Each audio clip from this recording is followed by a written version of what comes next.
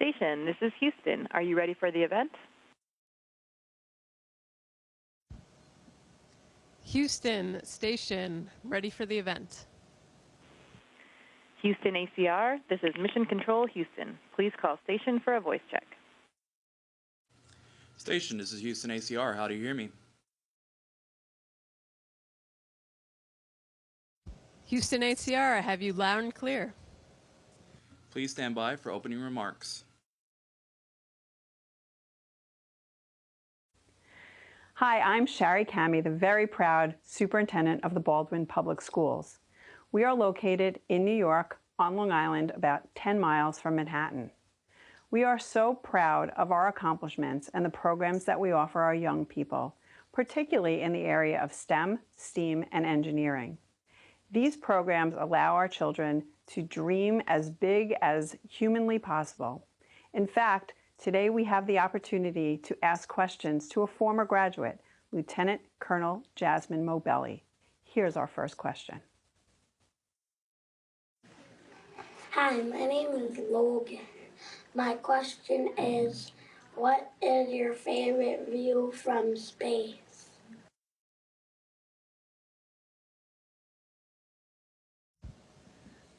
Hi, Logan. Hi, everyone in Baldwin. First off, I'm so excited to be talking to you all today. Logan, my favorite view from space is hands down the view back home to you all of our beautiful planet Earth. I can't tell you how pretty it is and how it stands out from everything else and the darkness of space.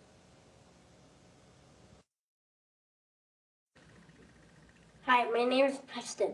My question is, what do you do for fun when you're not working on experiments?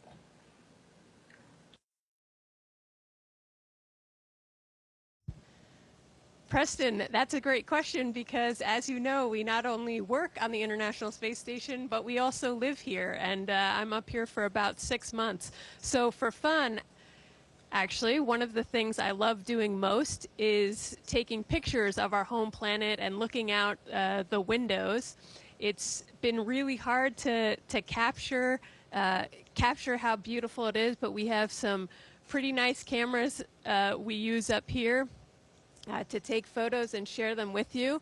And I can't quite capture it, but I do have this drawing from Mia back home in Lenox. Drew me a picture of the Earth before I got up here, so I think she captured it pretty well. Hi, my name is Irvin, and my question is, do you get to explore the outside of the International Space Station, and what is it like?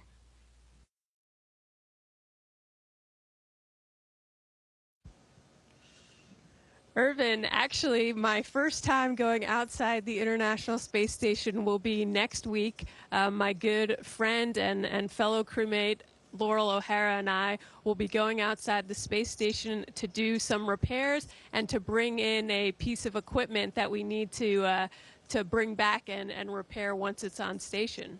So I'm really excited to get in my spacesuit and go out for the first time. Hi, my name is Mia. My question is, what has been the most surprising thing that has happened to you guys in space?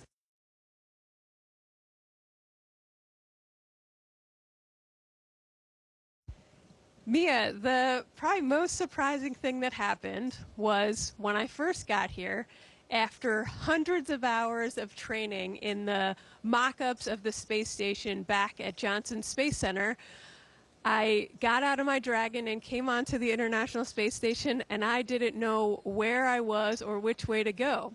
And the reason is, if you look at a module like this, it looks totally different. If you look at it sideways, it looks totally different. And I was used to training on Earth, where we always looked at it in this orientation. So it took me about a week to know which way I was going and which module I was in. Hi, my name is Johnny. My question is, how do you tell time in space?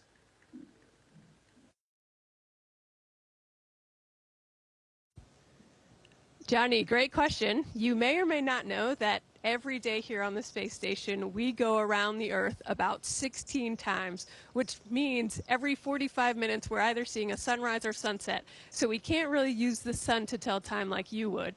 So we actually use watches, much like we often do back home, and we set them to Greenwich Mean Time. And when it's nighttime, we try to turn off the lights on the space station or make them dimmer to make us feel like it's dark out. And then when it's daytime, we turn all the lights up bright. Hi, my name is Lainey. My question is, describe your favorite food to eat in space.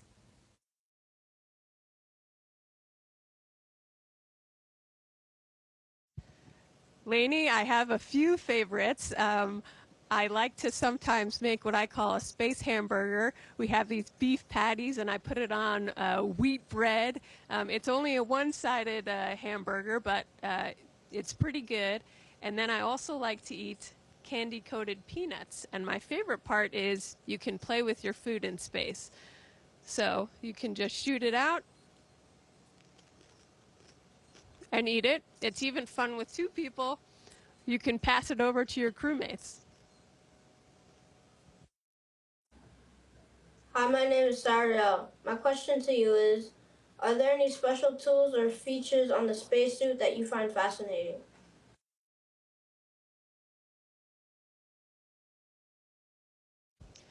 Yeah, so I would say probably one of the coolest tools, I think, on our spacesuit. And I wish I could show you, but unfortunately, it's already on my spacesuit ready for next week, so I can't take it off. But it's called a body restraint tether. And what it is, it's an arm that you can loosen or tighten. So when you tighten it down, it stays stiff in whatever position you put it in. And when you loosen it, it's floppy and moves around. So because it's hard, like in space, if I just push off lightly, I start going. That helps us to stay down into a work site, or we can put things on it and carry them with us on a spacewalk so we can still use our hands to move around. Hi, my name is Abigail. My question is space depicted differently in the movie than what it is like in real life?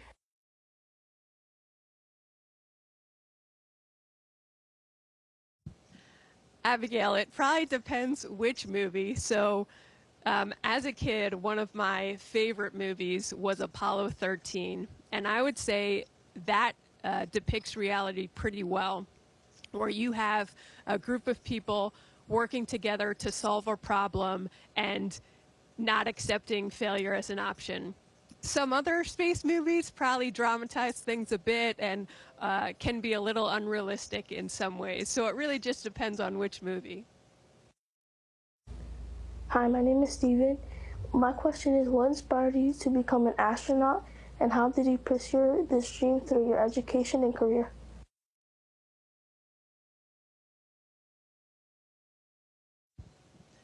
Steven, so I first started dreaming about being an astronaut when I was a student at Lenox Elementary School.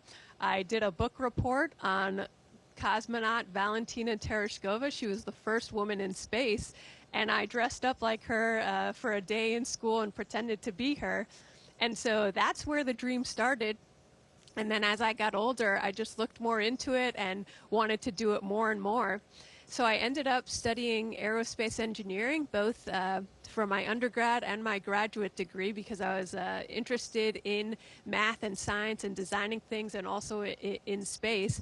And that eventually led me here to the International Space Station. Hi, my name is Malia.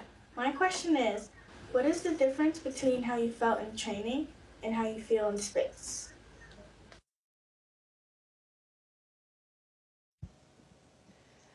Malia, so the biggest difference is we can't really practice weightlessness back on Earth.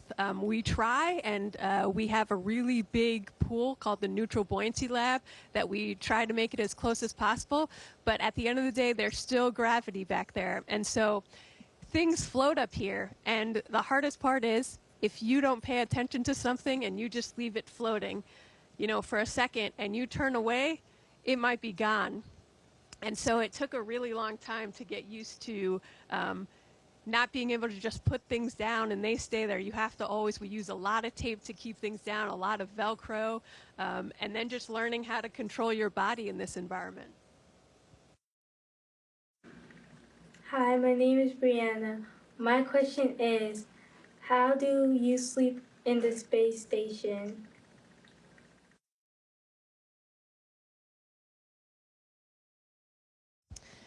Brianna, so you know, we're used to sleeping back on Earth where you feel the pressure on your back and you put a blanket on. Some people still feel they need that here on the space station, and everyone's slightly different.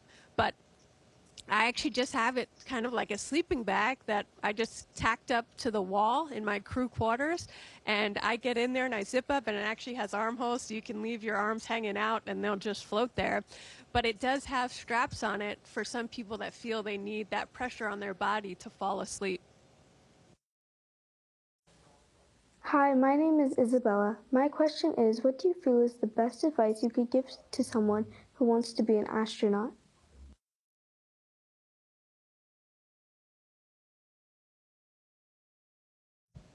Isabel, that's a really good question. And what I would say is, whatever you choose to do, there's not just the end goal, whether that's becoming an astronaut or something else. There's the journey to get there. And you should never do something just for that end goal. You should do things you're passionate about. And as you do those things, because you're passionate about them, you'll inevitably do well, and that will take you to the next step. And something else I'd like to say is, while you're doing those things, help bring others with you. If everyone's helping a hand to one another, that means we can all get further. Hi, my name is Celeste. My question is, what research projects are you currently working on the space station?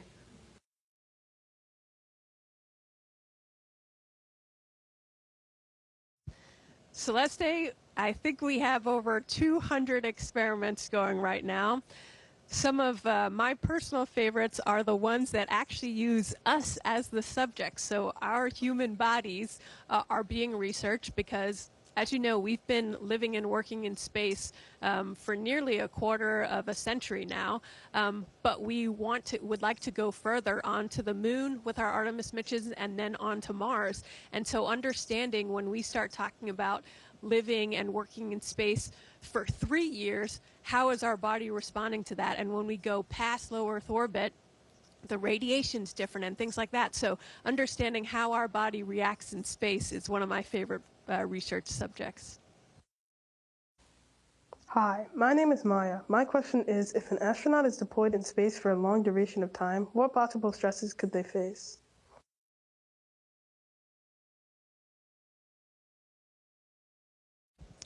Maya, that's a really good question, because as I just mentioned, you know, I'm up here for about 6 months, and we're talking about doing missions that'll eventually be 2-3 years when we go on to Mars. So I would say there are both the physical and mental stresses.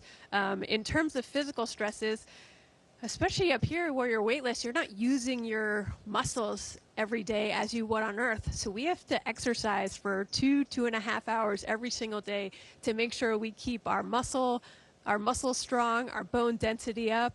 We've seen vision changes.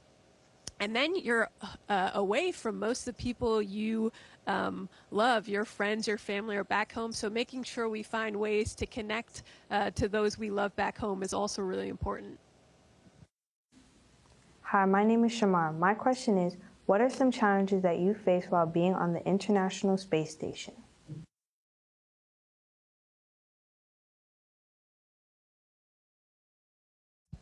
Shamara, I don't think I realized exactly how hard space was until I started working at NASA and then got up here. It turns out the vacuum of space is a harsh environment, and it takes a lot to keep all of our systems running correctly. You know, we need to be able to communicate back to Earth. Our life support systems are obviously very near and dear to me and my crewmates to keep us alive and breathing and everything. So I would say it's just that it takes a lot of things going right and a lot of people constantly working every single day. There is a challenge or a problem every single day, if not multiple, and just working through those. Hi, my name is Faith. My question is, how does the view of Earth from space impact your perspective on environmental conservation and the need for sustainable practices?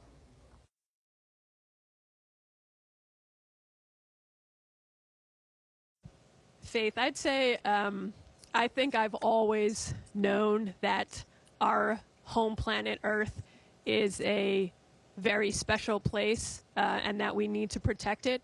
But when you see it from up here and you see around it is just darkness with specks of light and how beautiful it is, and that everyone I know and love is back on that planet, it really is a good reminder that we need to take care of it.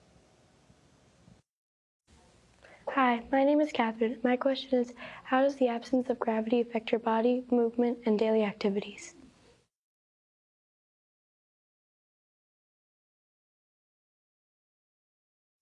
Catherine, you can see I'm kind of, bobbing around here, and normally back on Earth, we're used to pressure on the bottom of our feet all the time. Up here on the space station, we're often using handrails to hook our toes kind of under them so that the top of your feet get used a lot more than the bottom of your feet. You can just float around, which I will say is even better than I could have ever dreamed. But it is also a challenging environment sometimes because, as I mentioned earlier, if you're trying to open a bag that's full of things, on Earth you could just unzip it and you could take stuff out and lay them on a table or on the ground. Up here, if you just open a bag that's full, it will float everywhere and go in every direction. So really, you have to learn to adjust to that and make sure you always have a way to secure things down as you go and very carefully take things out. So it did take me probably a good month to get used to that and get more efficient working in this environment. Hi, my name is Chris. My question is, how did the intense acceleration and transition to microgravity feel?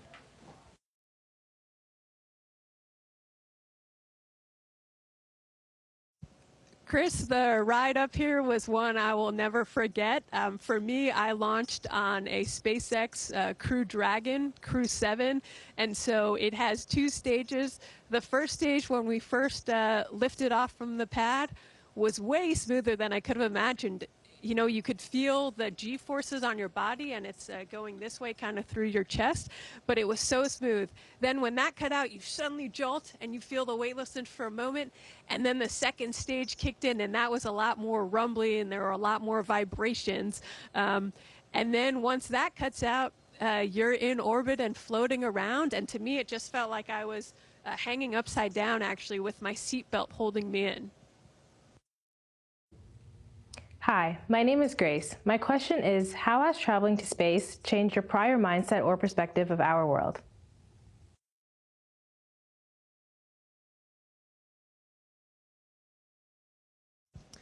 Grace, I would say, as I kind of mentioned earlier, when you see the Earth in the way that we see it up here,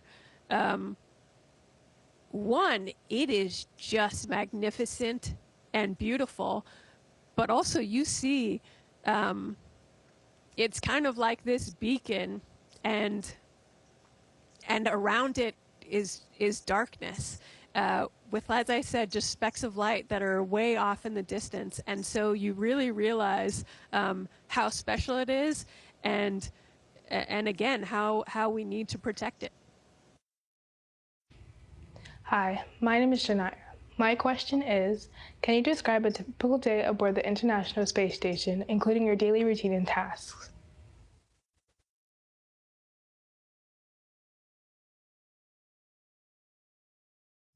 Janaya, so we work generally from around 7 to 7:30 in the morning. We have a morning meeting, and then we're working all the way till about 7 or 7:30 p.m. So just like back home, I wake up, brush my teeth, get my face cleaned up, maybe eat some breakfast, and then we're off working. And it's a combination of, the main mission up here is doing science experiments, but just as a function of living and working up here, we have to also maintain the space station and take care of our bodies. So as I said, we work out 2.5 hours every single day, and anytime something breaks, we have to be the ones fixing it. And sometimes we do things in advance to prevent things from breaking. So every day can be slightly different, but we're generally working from those hours. Hi, my name is Ali Marie. My question is, how do you prepare for possible disruptions in communication between you and Mission Control on Earth?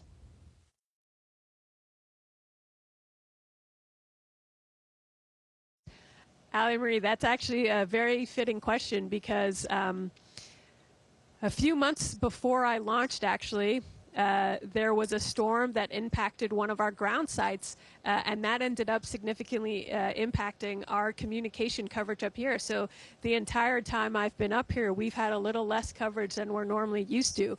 And so throughout the span of the day, comms are cutting in and out regularly. And really, we just train for it. We train to be able to handle any situation we need to with that's urgent without help from ground. It's always nice to have the ground there and helping feed information to us because they have all specialists in different fields. But when it comes down to the things that need to be taken and are time critical, we're trained to handle them. Hi, my name is Josiah. My question is, what technology or tools do you find most crucial for your work and daily life on the space station?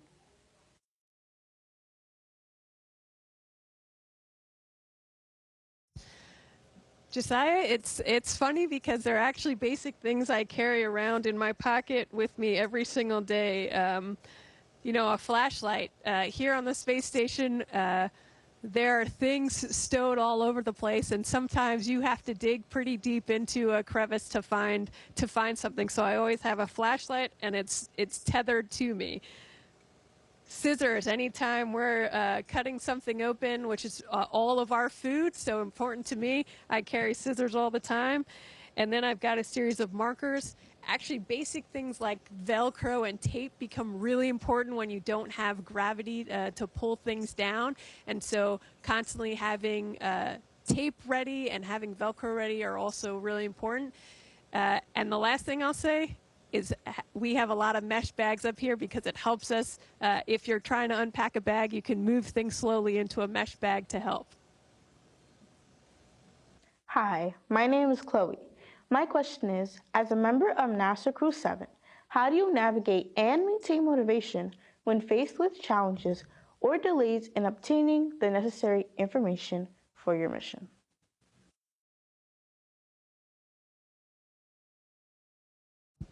Chloe, that's a really good question because, as I mentioned, space is really hard, and we often do have last-minute changes or last-minute problems that arise. And I would say one of the biggest things that's helped me is my crewmates. We all have a really positive attitude, and there might be a day where I start to get down about something, and my crewmate will help me out with a task, or let's say I get behind on something. My good friend Laurel the other day just jumped in and said, "You look like you could use a hand," and she didn't even ask, she just started helping.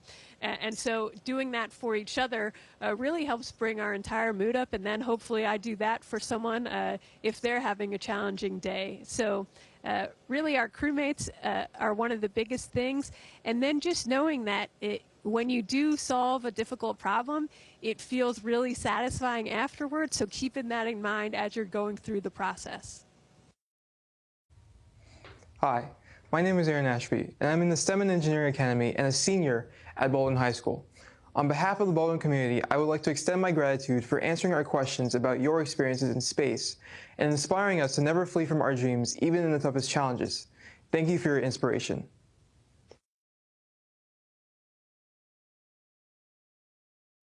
Thank you, Aaron, and thank you to everyone back home at Baldwin. I miss you all. I can't wait to come back and visit when I'm back home on Earth. Thank you for all the things you gave me to bring up to space with me, and I hope to see you all soon. Station, this is Houston ACR. That concludes our event.